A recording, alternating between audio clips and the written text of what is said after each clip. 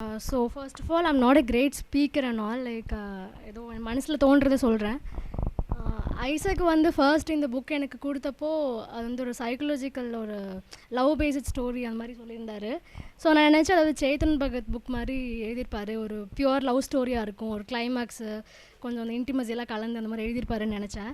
ஒரு first 2 pages படிக்கிறப்போ இந்த மாதிரி ஒரு புக் ஸ்டோரில் பார்க்குற மாதிரி அந்த மாதிரி தான் எனக்கு ஃபீல் ஆச்சு. பட் போக போக பார்த்தீங்கன்னா ஒரு உள்ளே ஆட் பண்ணியிருக்க எலமெண்ட்ஸ் எல்லாம் வந்து எனக்கு ரொம்ப ஆச்சரியமாக இருந்துச்சு. So has basically question the idea of education system, the idea of sex education, the idea of religion, the idea of God, and the idea of toxic relationships. So இந்த topics எல்லாமே பார்த்திங்கன்னா literally விவாதத்துக்கு உள்ளாக்கப்பட வேண்டிய விஷயங்கள். But இதை பற்றி பேசுகிறதுக்கு நம்ம நாட்டில் வந்து தயக்கங்கள் அதிகமாக இருக்குது, பேசுறதுக்கான ஒரு பயமும் ரொம்ப அதிகமாக தான் இருக்குது. பிகாஸ் நம்ம சூழல் அப்படி இருக்குது இப்போ நாட்டில். ஸோ உள்ளே போக பார்த்திங்கன்னா ஃபர்ஸ்ட் வந்து இவர் அந்த இது எஜுகேஷன் சிஸ்டம் பற்றி பேசியிருந்தார். அதாவது வந்து இங்கே மனப்பாட கல்வி முறை வந்து ரொம்ப பரவலாக இருக்குங்காட்டி மாணவர்களுக்கு வந்து அந்த ஒரு என்ன சொல்கிறது, அவங்க கம்பேரிட்டிவ்லி மற்ற கண்ட்ரீஸ் கம்பேர் பண்ணுறப்போ நம்ம இங்கே இன்னும் கொஞ்சம் சேஞ்ச் பண்ண வேண்டியிருக்கு அந்த மாதிரி பேசியிருந்தார். ஸோ இது வந்து ஒரு புது டாபிக் கிடையாது எனக்கு. நான் வந்து ஜேர்னலிசம் ஃபீல்டில் இருக்கங்காட்டி நிறையா பேர் இதை பற்றி என்கிட்ட ஒரு எஜுகேஷன் சிஸ்டம் வந்து நிறையா நாங்கள் டிஸ்கஸ் பண்ணியிருக்கோம், டிபேட் பண்ணியிருக்கோம். பட் என்ன டிஃப்ரெண்ட்டாக இதில் பார்த்தேன் அப்படின்னு பார்த்தீங்கன்னா, நம்ம இந்த எஜுகேஷன் சிஸ்டம் பற்றி பேசுகிற ஒரு 100 பேரில் 99 பேர்கிட்ட வந்து அதுக்கான சொல்யூஷன் இருக்காது. அதாவது நிறையா பாயிண்ட்ஸ் சொல்லுவாங்க, கொஷின்ஸ் எழுப்புவாங்க, எல்லாமே பண்ணுவாங்க. பட் இதுக்கு மாற்றாக நீங்கள் என்ன சொல்கிறது, ஏதாவது ஒரு எக்ஸாம்பிள் கொடுங்க, இல்லை வந்து ஏதாவது நீங்கள் எதை வச்சு இந்த மாதிரி பேசுகிறீங்க அந்த மாதிரி கேட்குறப்போ அவங்க லைட்டாக திணறுவாங்க. பட் இவர் வந்து ஒரு ஸ்டார்டிங்லேருந்தே வந்து ஒரு கம்பேரிட்டிவ் இது மாதிரி தான் பண்ணியிருந்தார். வந்து இந்தியன் எஜுகேஷன் சிஸ்டமையும் யூரோப்பியன் எஜுகேஷன் சிஸ்டமையும் கம்பேர் பண்ணி பேசியிருந்தார். So he is not only raising the question there, he is also providing a solution to it. Not as I mean it cannot be called as a solution, but he is citing to something which can be looked into for to find a solution. So that was very impressive at the first start. So வந்து அப்புறம் போக பார்த்தீங்கன்னா of course the second thing he discussed is about sex education. In our country நம்ம செக்ஸ்ன்னு சொன்னாலே எல்லோரும் நம்மளை அப்படியே மேலேயும் கீழேயும் பார்ப்பாங்க, நம்ம கேரக்டர் வந்து ஜட்ஜ் பண்ணுவாங்க, நம்ம மைண்டில் வந்து அவங்க மைண்டில் வந்து நம்ம வேறு என்ன மாதிரியும் தெரியும் அந்த மாதிரி. பட் வந்து லைக் அண்ட் அஃப்கோர்ஸ் அப்படி இருக்க நாட்டிலே தான் ஒரு நாளைக்கு 5-6 ரேப் நியூஸ் நம்ம நியூஸ் பேப்பரில் படிக்கிறோம். அண்ட் பேரண்ட்ஸ் வந்து கேர்ள் சைல்டு வந்து வெளியே அனுப்புறதுக்கு அவ்வளோ பயப்படுறாங்க. இப்போ நான் வந்து ஜேர்னலிசம் ஃபீல்டில் இருக்கேன், பட் ஸ்டில் என்னோடய அம்மா வந்து ஒரு நைட் ஒரு 7 o'clock மேலே நான் எங்கேயாவது வெளியே இருந்தேன்னா அவங்க வந்து ஒரு அரை மணி நேரத்துக்கு ஒரு கால் அடிக்காமல் இருக்கவே மாட்டாங்க. ஆனால் ஜேர்னலிசம் ஃபீல்டில் இருக்கேன்னு தெரியும், that demands you being out, you going to the ground and doing the ground reporting and all those stuff. She knows all that, but still she is very concerned about my safety. She is very scared because அவங்க ஒரு time call பண்ணுறப்போ அவங்க வாய்ஸில் வந்து ஒரு கிளம்பிட்டியா, எப்போ கிளம்பி ஒரு மாதிரி பதறுவாங்க, அவங்க வாய்ஸ் வந்து லைட்டாக நடுங்கும், அது எனக்கு வந்து ஃபீல் ஆகும். So we are in a living in a country like that, we are living in a situation like that. So அந்த மாதிரி ஒரு கண்ட்ரியில் வந்து செக்ஸ் எஜுகேஷன் வந்து எவ்வளோ இம்பார்ட்டன்ட்ங்கிறது வந்து அது என்ன சொல்கிறது, அது எனக்கு தெரிஞ்ச ரேஷ்னலாக திங்க் பண்ணுற எல்லாருக்குமே அது கண்டிப்பாக புரியும். ஸோ வந்து எந்த ஒரு டைமில் வந்து செக்ஸுங்கிறது வந்து ஒரு பெரிய விஷயம் கிடையாது, தட் இஸ் ஜஸ்ட் ஒரு natural process and it is nothing more than that அப்படிங்கிற ஒரு மைண்ட் செட் வந்து யங் ஜென்ரேஷனுக்கு வருதும். அப்போ தான் எனக்கு தெரிஞ்ச இந்த ரேப் அண்ட் அதெல்லாமே ஸ்டாப் ஆகும். நீங்கள் வந்து என்ன தான் நம்ம பனிஷ்மெண்ட்ஸ் கொடுத்தாலும், நம்ம டெத் பெனால்ட்டி டிமாண்ட் பண்ணாலுமே அது வந்து மைண்ட் செட் ஒருத்தவங்களோட மனஸ்கூலேருந்து வரணும். நம்ம பனிஷ்மெண்ட்ஸ் வச்சு பயமுறுத்தி ஒரு கண்ட்ரி வந்து செக்ஸ்லேருந்து நம்ம காப்பாற்ற முடியாது. அது வந்து ஒவ்வொரு சிட்டிசனோட மைண்ட்லேருந்து வரணும், அவங்களோட ஹார்ட்லேருந்து ஒரு பொண்ணு அப்படி பண்ணக்கூடாது அந்த மாதிரி நினைக்கணும். ஸோ அதுக்கு வந்து I think sex education is necessary right from the childhood. You have to teach the child that sex is nothing more than a physical process, it's nothing more than that அந்த மாதிரி. So அந்த topic வந்து பேசுறதுக்கு வந்து நம்ம நாட்டில் ரொம்ப என்ன சொல்கிறது, ரொம்ப தயங்குவாங்க, பயப்படுவாங்கன்னு சொல்ல முடியாது. அதை பற்றி பயப்படுறதுக்கு எதுவும் இல்லை, பிகாஸ் நம்ம பாப்புலேஷன் வந்து பயப்படுற மாதிரி இருந்தால் இந்நேரம் ரொம்ப கீழே இருக்கும், நம்ம சைனாவே பீட் பண்ணி போயிடுவோம் இன்னும் கொஞ்ச நாளில். ஸோ அது ரொம்ப தயங்குவாங்க அதை பற்றி பேசுறதுக்கு. ஸோ அவர் இந்த புக்கில் அதை ஆட் பண்ணியிருந்தது வந்து எனக்கு ரொம்ப ஆச்சரியமாகவும் இருந்துச்சு. ஒரு லவ் ஸ்டோரியில் இது ஒரு டாபிக் ஆட் பண்ணது வந்து ரொம்ப புதுசாக இருந்துச்சு. I just really loved it. And then after that you see he has question the idea of religion and the idea of god. இப்போது ரிலீஜன் அண்ட் காட் அது அந்த 2 டாப்பிக்கும் வந்து நம்ம கண்ட்ரியில் எவ்வளோ பண்ணிகிட்ருக்குங்கிறத நம்ம பார்த்துட்டு தான் இருக்கோம். லைக் அது 2 வச்சு தான் நம்ம கண்ட்ரியில் வந்து சொல்லப்போனால் நிறையா கட்சிகள் வந்து நடந்துகிட்டே இருக்குது. So those 2 things they just put everything into question, humanity, ஒரு எப்படி சொல்கிறது, மனுஷங்களை வந்து மனுஷங்க எப்படி பார்க்குறாங்க அப்படிங்கிற அந்த ஒரு கான்செப்டே இந்த 2 வேர்ட்ஸ் வந்து ஃபுல்லாக கொஷனுக்குள்ளே கொண்டு வந்துடுது. ஸோ இந்த இப்போ வந்து இவர் வந்து இவரோட புக்கில் எந்த மாதிரி நான் ஃபீல் பண்ணேன் அப்படின்னா, இவர் வந்து நாத்திகமும் பேசலை ஆத்திகமும் பேசலை. இவர் ஒரு நாத்திகவாதியாக எந்த இடத்துலையுமே முன்னிறுத்தலை. வந்து கடவுளோட எக்ஸிஸ்டன்ஸ் வந்து இவர் எந்த இடத்துலையுமே கொஷின் பண்ணல. கடவுள் இருக்காருங்கிறத இவர் அக்செப்ட் பண்ணிக்கிறாரு, அண்ட் ரிலீஜன் வந்து இருக்குங்கிறதையும் he has totally accepted it, but he has questioned the idea in which those two things are being perceived in the country.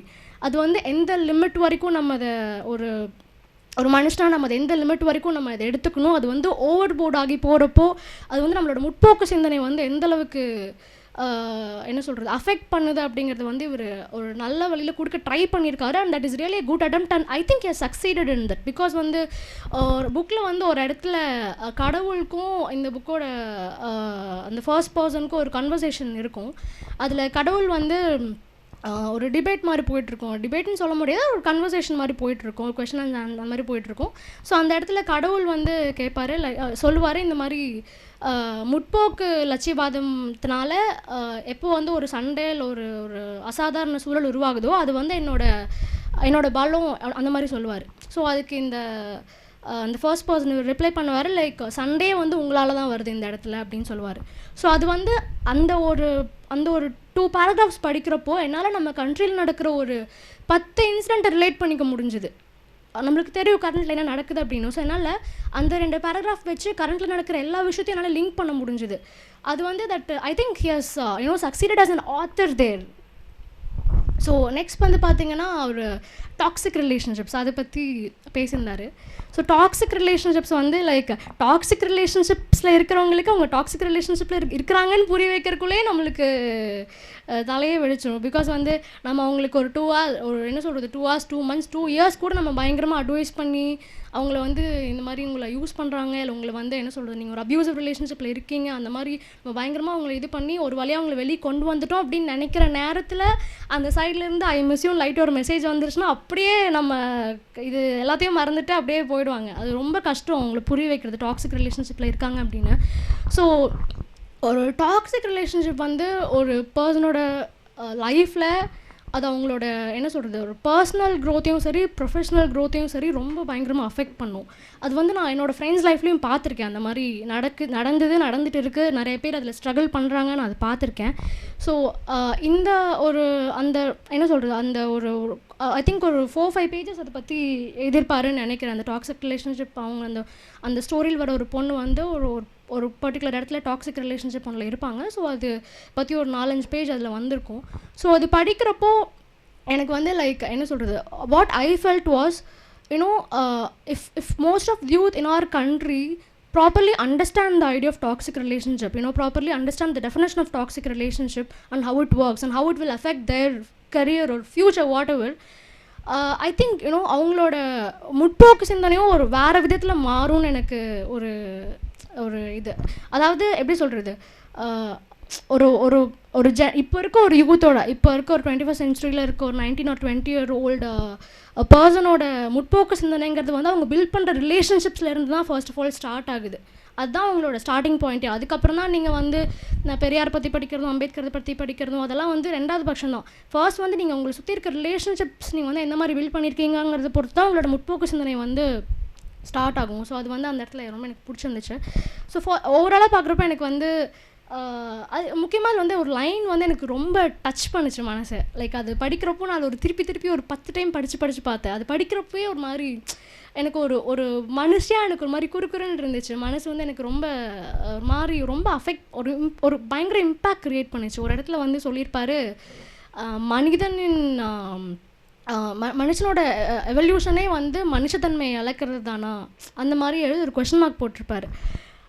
அது படிக்கிறப்போ எனக்கு வந்து என்ன சொல்கிறது நிறைய விஷயம் கண்ணு முன்னாடி வந்து போச்சு. அதாவது நம்ம பார்க்குறோம் மனுஷத்தன்மை வந்து எவ்வளோ இந்த உலகத்தில் அழிஞ்சிட்ருக்கு. ஒரு மனுஷன் இன்னொரு மனுஷனை வந்து மனுஷனாக மதித்து ட்ரீட் கடவுள் அதெல்லாமே 2வது பட்சம் தான். ஒரு மனுஷன் இன்னொரு மனுஷனை மனுஷனாக மதித்தாலே இந்த நாட்டில் இல்லை அந்த உலகத்துலேயே வந்து வயலன்ஸுங்கிறதே ரொம்ப கம்மியாக தான் நடக்கும். ஸோ நிறைய விஷயம் அந்த ஒரு லைன் படிக்கிறப்ப மட்டுமே எனக்கு ஒரு 1000 ஃப்ளாஷஸ் அடிச்சுது. எனக்கு நிறைய விஷயம் கண்ணு முன்னாடி வந்து போச்சு. ஸோ அட் லாஸ்ட் வந்து எனக்கு என்ன சொல்கிறது அட் லாஸ்ட் வந்து அவர் அந்த லவ் ஸ்டோரியும் விடலை, அதையும் வந்து அதுக்கும் ஒரு ஸ்டோரி மாதிரி எழுதி அதுக்கு ஒரு கிளைமேக்ஸ்லாம் கொடுத்து கடைசியில் ட்விஸ்ட்லாம் வச்சு ஒரு லாஸ்ட் 5 pages வந்து he just made me sit, you know, I was at the edge of the seat, like இதுக்கப்புறம் என்ன நடக்கும் அப்படின்னு சொல்லிட்டு I was like நான் நினச்சிட்டு இருக்கேன். I think நான் அந்த லாஸ்ட் ஒரு 10 pages படிக்கிறப்ப I was eating something, so I thought சரி சாப்பிட்டு வந்து படிச்சுக்கலாம் அந்த மாதிரி. I was about to eat something, I thought சாப்பிட்டு வந்து படிச்சுக்கலாம் அப்படின்னு. பட் படிக்க ஸ்டார்ட் பண்ணதும் முடியல, லைக் அந்த என்ன சொல்கிறது, நெக்ஸ்ட் லைன் என்ன இருக்கும் அந்த எட்ஜ் ஆஃப் தி சீட்டில் உட்கார வச்சுருந்தார் லாஸ்ட் 10 minutes. இத்தனைக்கும் இதில் அந்த லாஸ்ட் 10 pagesமே வந்து பார்த்திங்கன்னா அவர் வந்து இப்போ நான் சொன்ன எந்த விஷயத்தை பற்றியுமே பேசல, அவர் அந்த ஸ்டோரி தான் கண்டினியூ பண்ணியிருந்தார். லைக் அந்த ஃபர்ஸ்ட் பர்சனுக்கும் அந்த ஃபர்ஸ்ட் மேனுக்கும் ஃபர்ஸ்ட் உமனுக்கும் உண்டான அந்த ஸ்டோரி தான் கண்டினியூ பண்ணியிருந்தார்.